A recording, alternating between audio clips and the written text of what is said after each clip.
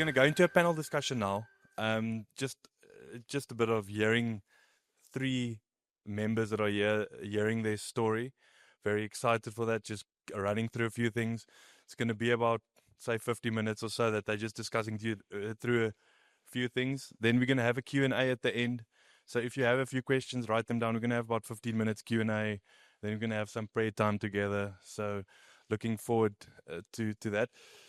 Before we get there, I think I want to pull something back, and I think that's the reason why we're getting together here. We are advisors, we in very similar situations, but we are all very unique in the way we manage something. So we're here to learn from each other. That's why we've got Kingdom Advisors, Advisor for the Nations, to create a platform where we can learn from each other, to continue growing with each other, to sort of create a space where we can go out, get our personal conviction of what we're wanting to do, and then to roll it out to our clients. We work with clients that work with money. Everyone works with money.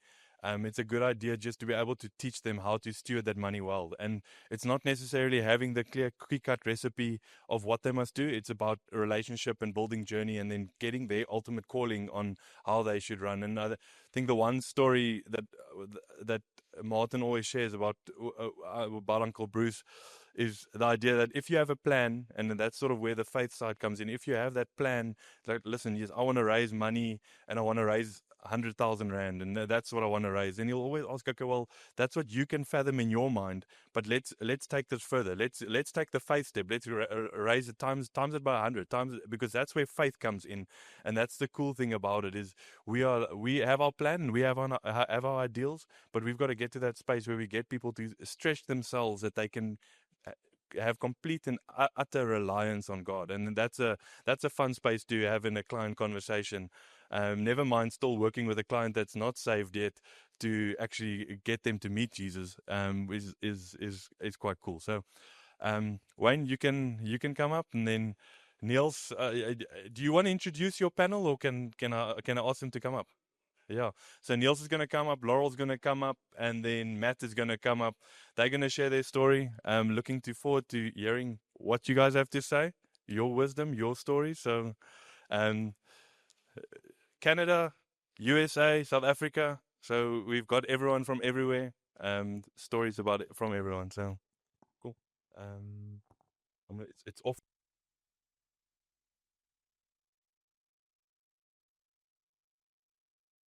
Wonderful. Thank you, Henny. So good to be back with you after last night. I thought to myself, if you traveled here most of the day, you're tired, and all of a sudden you see a guy going through history. I was like, oh boy. Well, thanks. I love it too. And it was literally, I live and breathe studying. One of the neat things, one of the things I wanted to do here in what we want to talk about this morning is tidy up last night.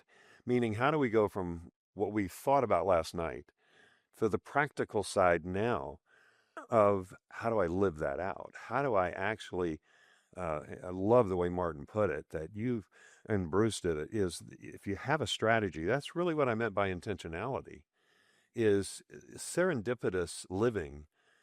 Yes, we can follow God's sovereignty, and He will direct our steps. He will direct others to me, whether it's a short-term relationship or a long-term relationship.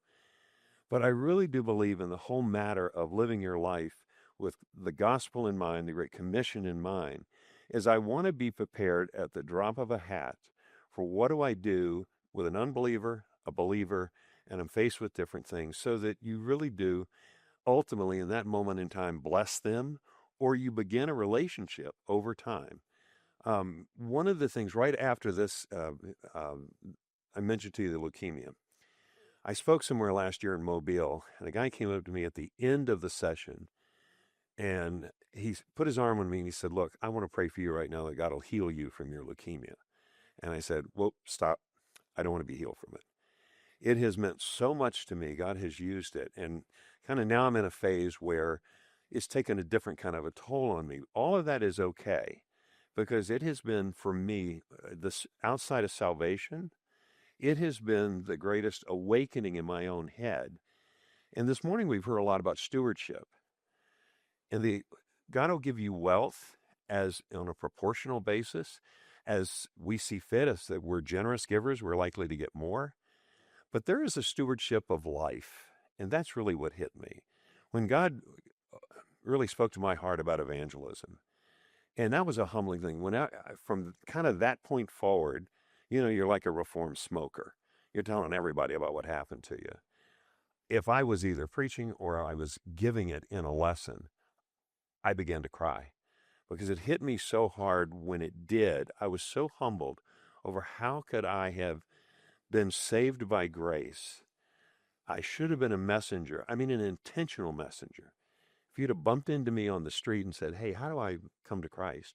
Happy to help you. That wasn't really what the Lord intended with us being ambassadors and messengers.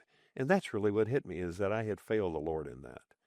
And that's why last night, too, I said, please don't leave the session from last night with a guilt trip. The whole point was to encourage us, and Martin started off with that, to love and good works. We want to encourage each other to take the steps. And by the way, it's like anything else. Remember the first time you played tennis or golf? I mean, it didn't look pretty. But if you commit yourself to it and you practice and practice and practice, and what happens years later? You're far better at it than you were when you initially tried. And in many respects, how I bring my faith into the workplace, especially with the vagaries of current culture, I have to be respectful of the firm I work for. I could be in as I said last night, a friendly environment to Christianity, or not necessarily a hostile, but a neutral environment. And I have to be respectful of my employer. But the one who, purchased me with his blood, I have a higher calling to. So I want to be smart. I want to be wise as serpents, harmless as doves. I really want to think through then, if I'm in that kind of environment, how do I introduce the conversation about Christ there? So one of the things,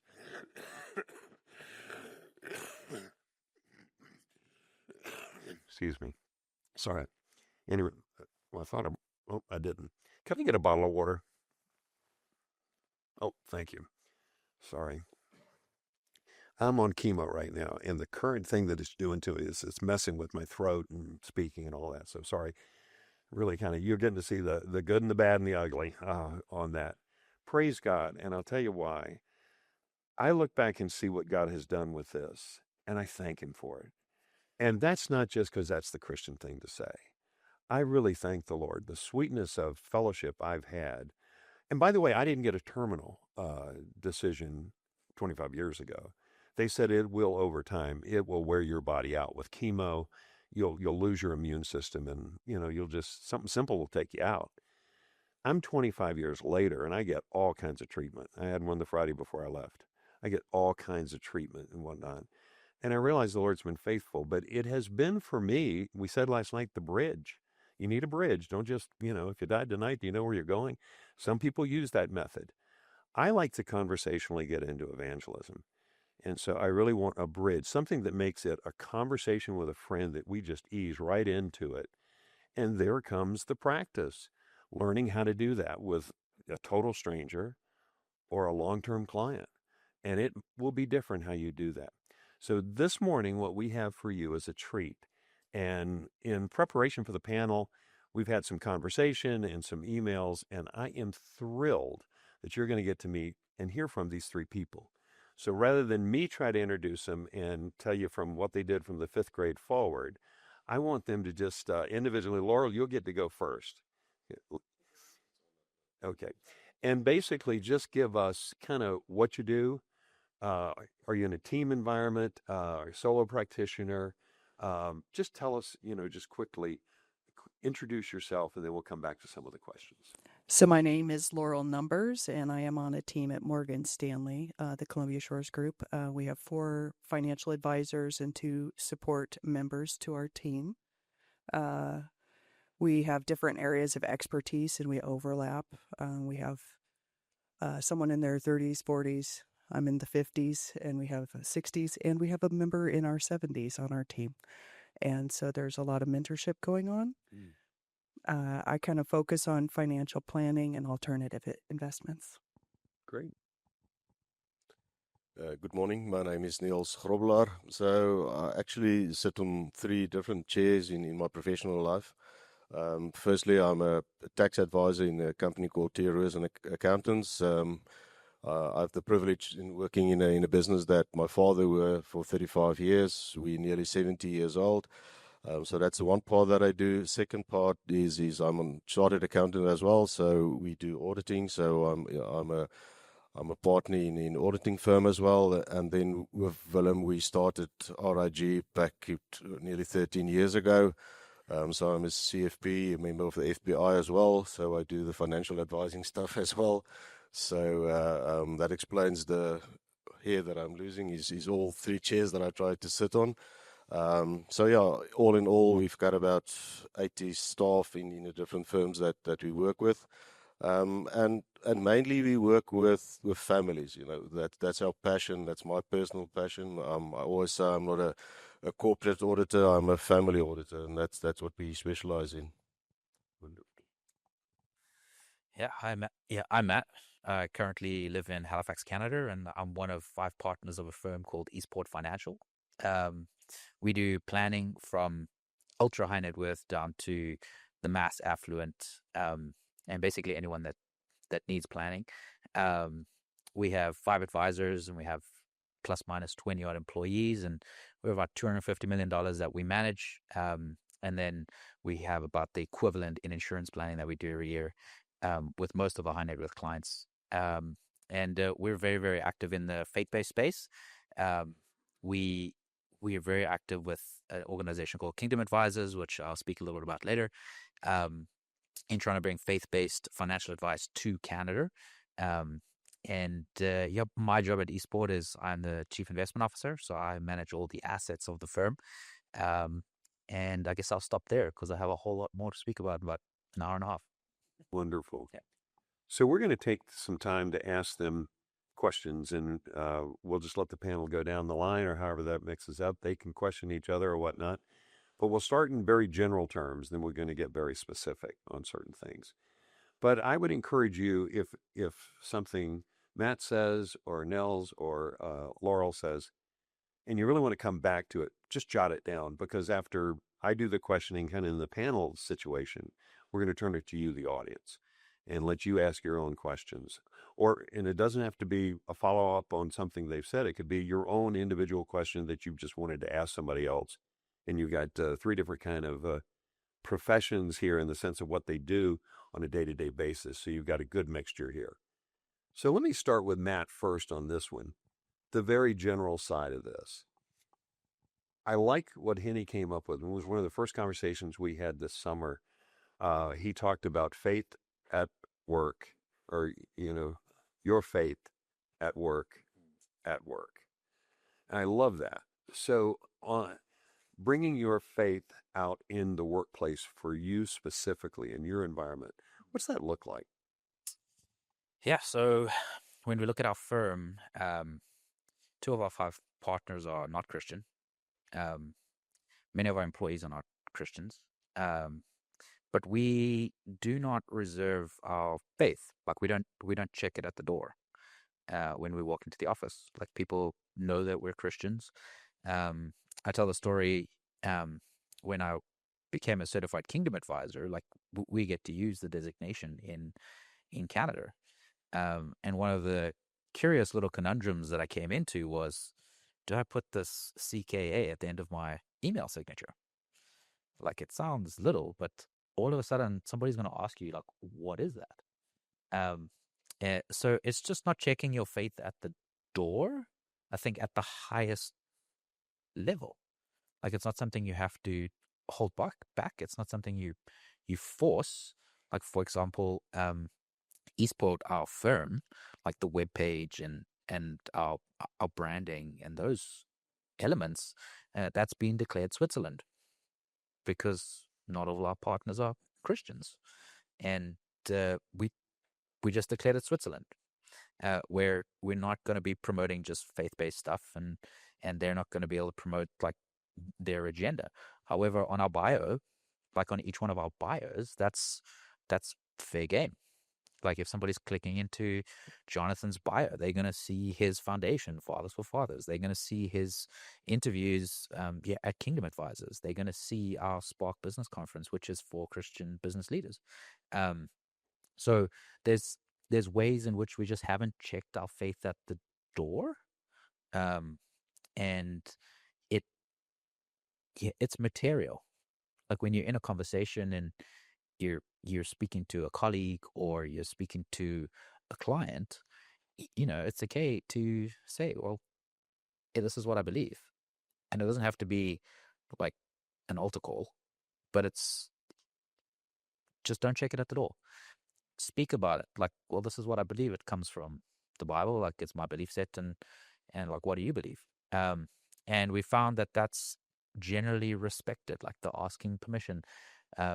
We don't go deep at the highest level, which we would say is our organization, but we invite clients to the Christian Business Conference. Like that, we're going to go deeper there. Or we invite clients or prospects to a journey of generosity, which is going to be 2 days of going through what biblical generosity is.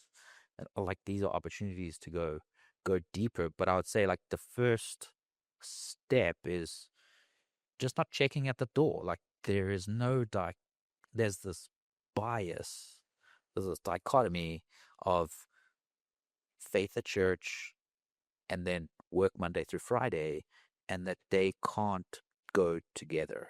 That's a dichotomy I grew up with, that I found is quite a prevalent bias that I found to be false. We've found people actually want to hear about our belief set, and then they can choose whether they agree with it or not. So yeah, I guess I'll stop there. It's not checking out the door. I have a whole bunch of tools later. Henny said, well, you're only going to get tools on Saturday. I'm coming with like, we have a full scale firm with 700 families. We got, a chunk of assets. We've got the equivalent insurance.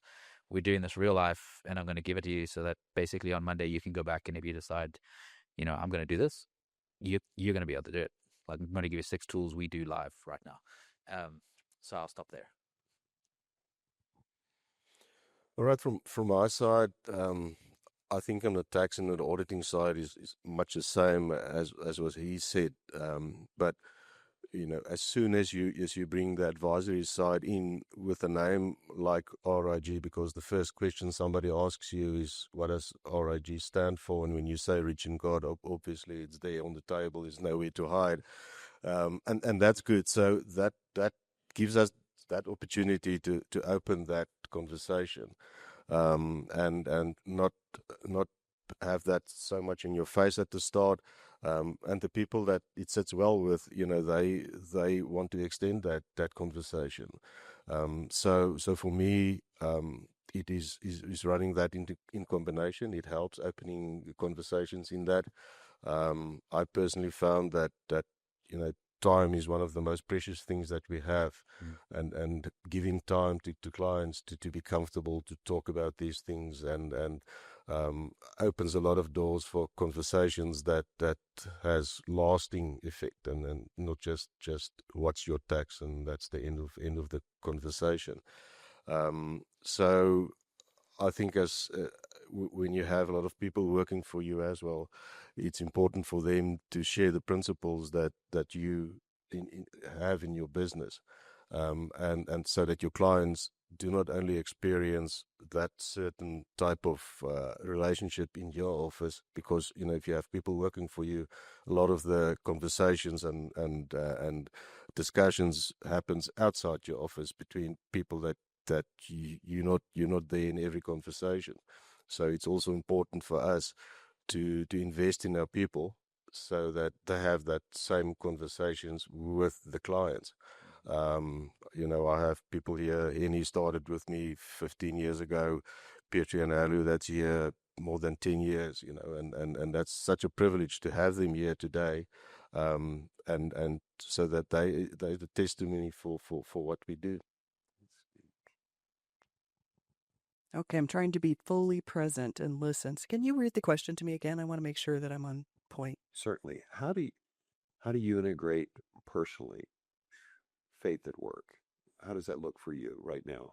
Okay, so I have to answer that on multi-level. So I work at a big mega firm. We're massive. So there's on the large scale, and there's on our team. And I have to give a little bit more background. So I was recruited into the industry 11 years ago by my brother-in-law, by my sister, basically. So we were in a small team, two financial advisors and an assistant, and we were very, very blatant. We were very, very well matched in our spiritual journey. We ended up 3 years ago joining a larger team, and they consider themselves Christians, and I believe that they are on a journey. But I wouldn't say that we're, fully aligned in our views of how that plays out. And then I'm in this big, massive organization. And I would just say Morgan Stanley is just, I'm so excited about what is happening at our firm right now, to be honest. I feel like there's a big breakthrough. There's been kind of a catchphrase in the United States of you need to be able to bring your whole self to work. And that's applied to some groups more than others. And Morgan Stanley has recently changed their mind. We've had a Christian advisor group, and I'm marginally on the leadership on that, and I'm involved with proxy voting, and I'm super excited about what's going on in the world of proxy voting, and I could talk about that for half an hour, so I won't. Um, so there's breakthroughs there where we are now being recognized as a legitimate group at Morgan Stanley, as any other diversity group would be involved. Religious groups are being embraced at Morgan Stanley. They're going to start putting them on the website that, hey, we have Christian groups. Someone that I think highly of as far as on that mega level, she said to me once, the thing about Morgan Stanley is they have a place for everyone. They really do. And they really do have a place for Christians. And I have felt that I am more free to be a Christian as long as I'm embracing and loving everyone else also wherever they are at on their journey. So that's intriguing and interesting, to be bold in faith, but not to be offensive. So it's kind of that Daniel in the realm of Nebuchadnezzar. But we even have people who are higher up on the GIC who are being bold in their faith. It's super exciting, the breakthroughs that I've seen happening in the last couple of years. On our team, it's been interesting integrating these two teams and trying to become one and having many things in common, but not everything in common. So I've just been really blatant with the gentlemen that are involved in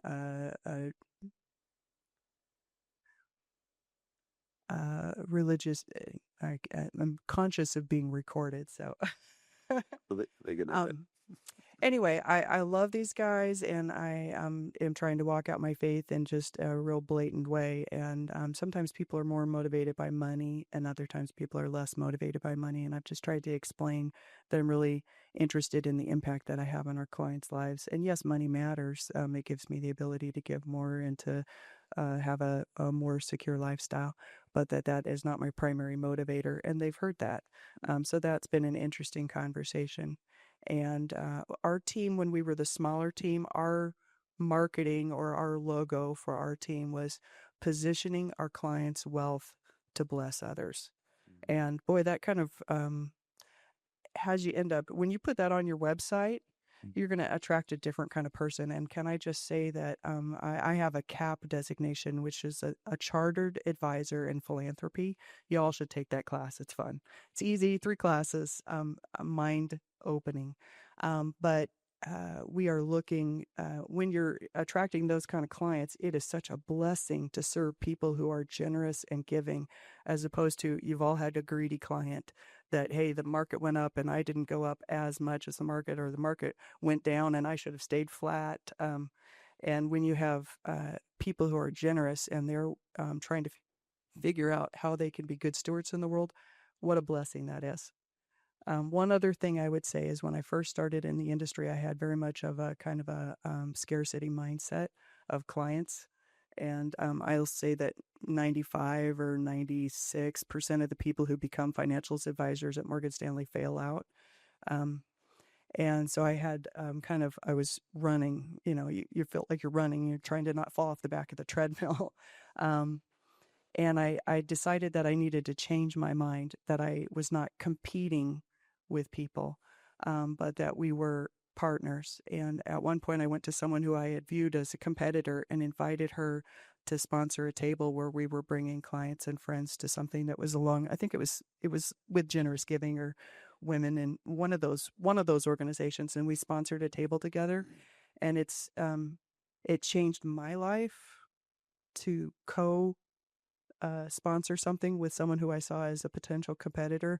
We are dear, dear friends, and I could go on about that too, but I won't. Well, I'm gonna let you send it back that way.